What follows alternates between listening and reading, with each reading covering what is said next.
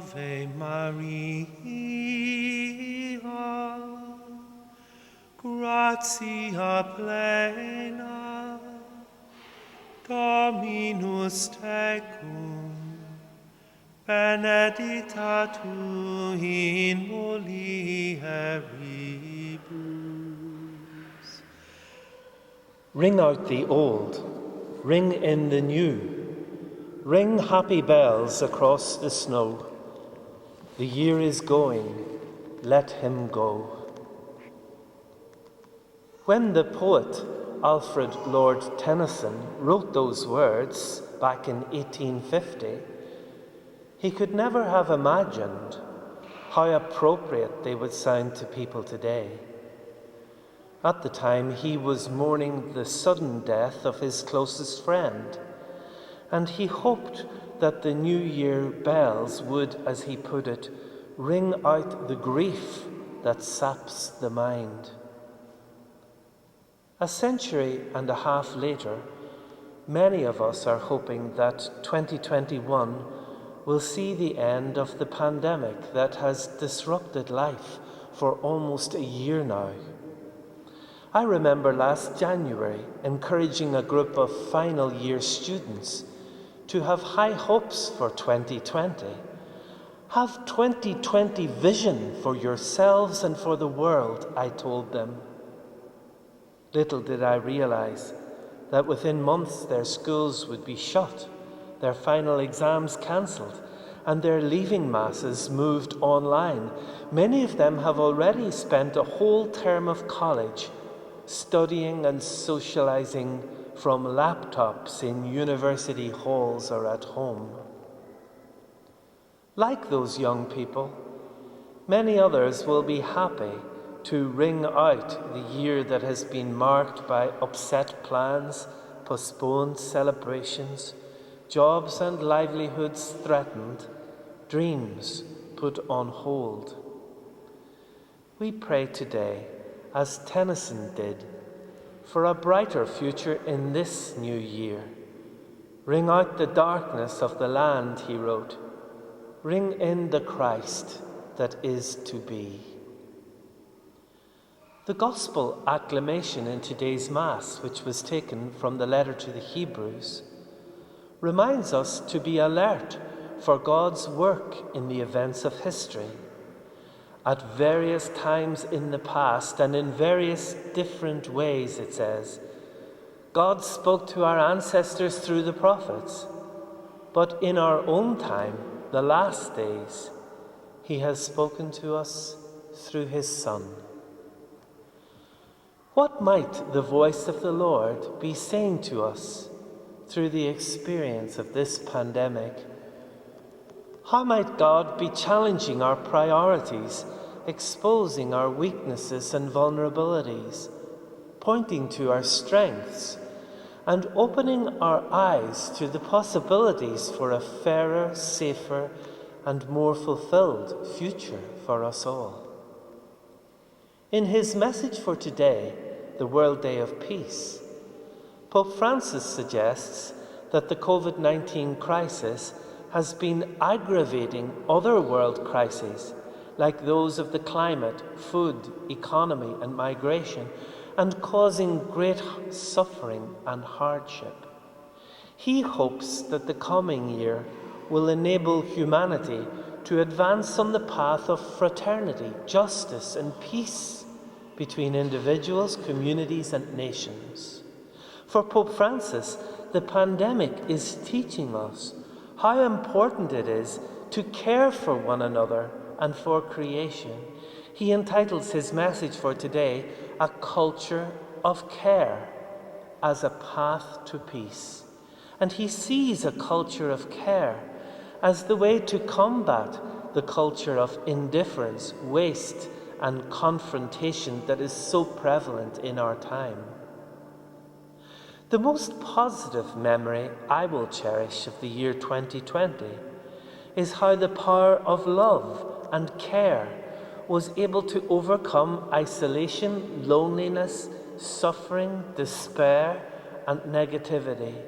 I will treasure a 2020 vision of goodness, kindness, generosity, and courage shown by neighbours, volunteers, doctors, nurses, chaplains, and other carers, by teachers, shop workers, clergy, and so many others who devoted themselves to keeping our essential services going.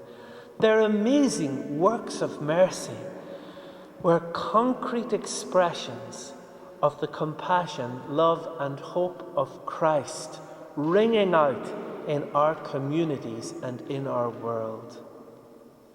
Pope Francis argues that to build a culture of care is the only way to overcome the great challenges of today, and he offers 4 principles inspired by the gospel to act like a compass, pointing us in the direction of a more humane future for our world.